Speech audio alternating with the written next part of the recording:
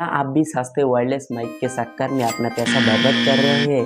पहले मैं भी वही गलती की थी, लेकिन अब मेरे पास है असली गेम चेंजर बोया बाई M1 मॉडल।